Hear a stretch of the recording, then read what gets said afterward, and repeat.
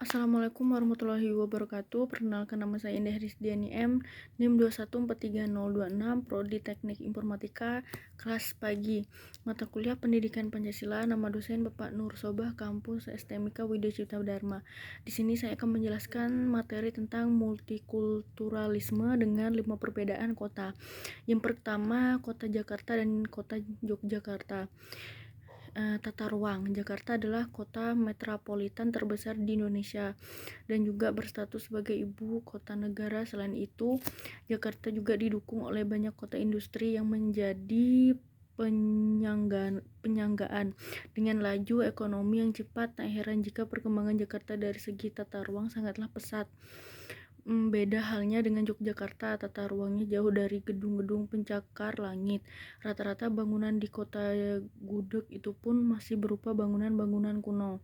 Biaya hidup di Jakarta rata-rata jumlah anggota keluarga 3,8, pengeluaran per rumah tangga 16 miliar, pengeluaran per kapita 4.000 miliar. Nah, biaya hidup di Yogyakarta rata-rata jumlah anggota keluarga 3,8, pengeluaran per rumah tangga 9.547 ribu rupiah, pengeluaran per kapita 2.727 ribu rupiah.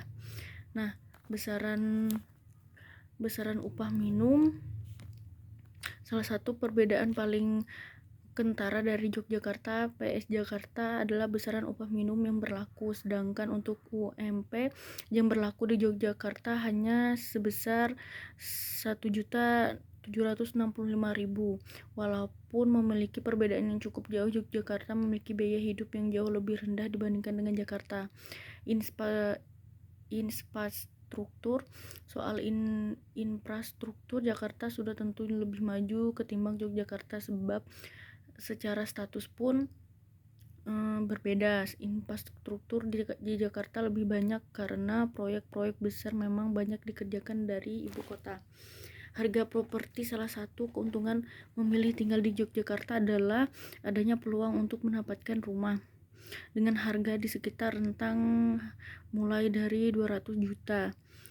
Beda halnya dengan Jakarta, mendapatkan rumah dengan harga pada kisaran tersebut bisa dibilang sulit. Sarana pendidikan baik Jakarta maupun Yogyakarta, keduanya menjadi kota pendidikan yang banyak jadi incaran para pelajar. Alasannya sudah tentu karena adanya universitas favorit seperti Universitas Indonesia dan Universitas Gadjah Mada. Tempat wisata. Yogyakarta sudah lama dikenal sebagai kota wisata karena memang banyak memilih destinasi wisata, baik wisata sejarah sampai dengan alam. Jakarta sendiri pada dasarnya juga memiliki banyak tempat wisata, namun lebih minim destinasi wisata alam. Meski demikian, tak jarang orang-orang Jakarta yang gemar untuk berwisata keluar kota. Contohnya Kota Yogyakarta sudah lama dikenal sebagai kota wisata karena emang banyak memiliki destinasi wisata, baik wisata sejarah maupun dengan alam. Jakarta sendiri pada dasarnya juga memiliki banyak tempat wisata, namun lebih minim destinasi wisata alam. Meski demikian, tak jarang orang-orang Jakarta yang gemar untuk berwisata keluar kota, contohnya kota Bogor. Kota Samarinda. Nah, yang kedua ini kota Samarinda dan kota Balikpapan.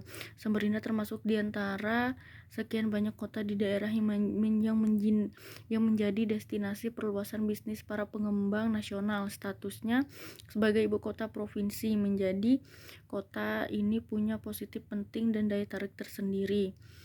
Terlebih dalam perkembangan konstelasi pasar properti saat ini, saat kelas menengah tumbuh pesat, daya beli meningkat, dan transformasi gaya hidup di semua ini. Menurutnya sudah sejak lama Samarinda diincar pengembang besar, salah satunya adalah Agung Podomoro Land melalui PT Karunia Abdi Sejahtera. Mereka membangun perumahan menengah atas bertajuk Bukit Mediterania di Samarinda. Balikpapan tengah transformasi menjadi metropolitan. Meski hanya dipadati populasi kurang dari 1 juta, kota seluas 503,3 km persegi ini punya potensi lain yang bisa dikembangkan sehingga pengubahnya menjadi kota metropolitan. Balikpapan punya tarikan Dari berbagai aspek kehidupan, kota ini tidak tergantung pada Samarinda sebagai ibu kota karena telah lama mempunyai basis ekonomi berupa jasa dan perdagangan dengan cantelan pada industri pertambangan minyak, batu bara, dan gas yang mampu mereka kelola sendiri. Ini dimungkinkan karena banyak perusahaan nasional dan multinasional yang bercokol di Balikpapan. Yang ketiga, Kota Bandung dan Kota Malang. Profil kota, baik Kota Malang atau Bandung, dua-duanya dikenal sebagai kota wisata yang selalu ramai pengunjung ketika musim liburan. Hal ini tidak dilepas dari letak geografisnya yang sama-sama berada di dataran tinggi. Letaknya yang berada di dataran tinggi pun tak hanya menarik banyak wisatawan, tapi juga menarik orang-orang yang ingin datang menetap. Dari kondisi lingkungannya, dua kota ini memiliki hawa yang dingin dan sejuk sehingga terasa nyaman. Meski demikian, dua kota ini terletak di provinsi yang berbeda dan jaraknya cukup jauh. Malang merupakan salah satu kota di Provinsi Jawa Timur, sedangkan Bandung adalah ibu kota Provinsi Jawa Barat. Biaya hidup di Kota Malang rata-rata jumlah anggota keluarga 3,9, pengeluaran per rumah tangga 12 miliar, pengeluaran per kapita 3 miliar.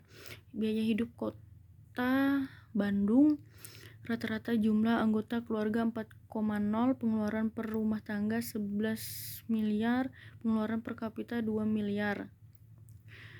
Yang keempat, Kota Denpasar dan Bali.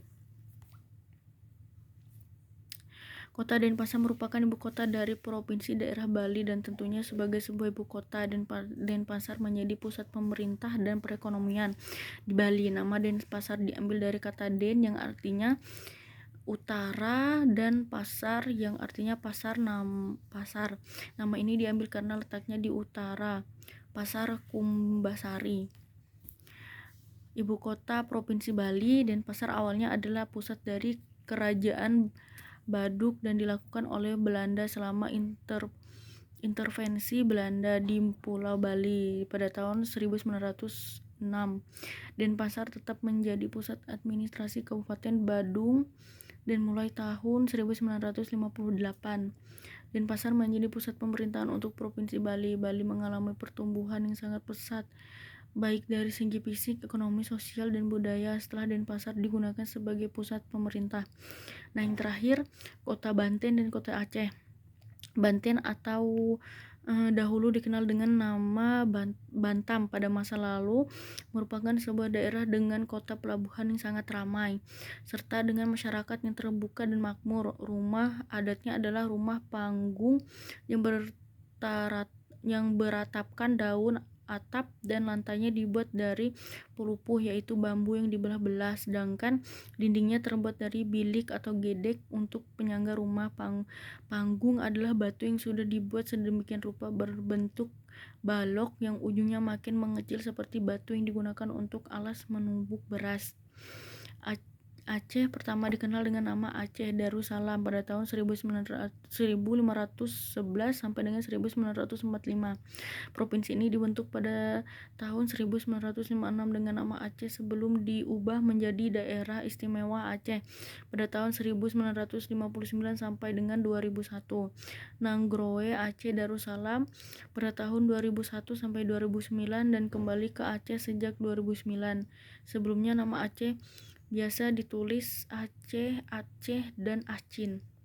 Penyelenggara keistimewaan Aceh meliputi yang pertama penyelenggaraan kehidupan beragama, yang kedua penyelenggaraan kehidupan adat, yang ketiga penyelenggara pendidikan, dan yang keempat peran utama dalam penetapan kebijakan daerah.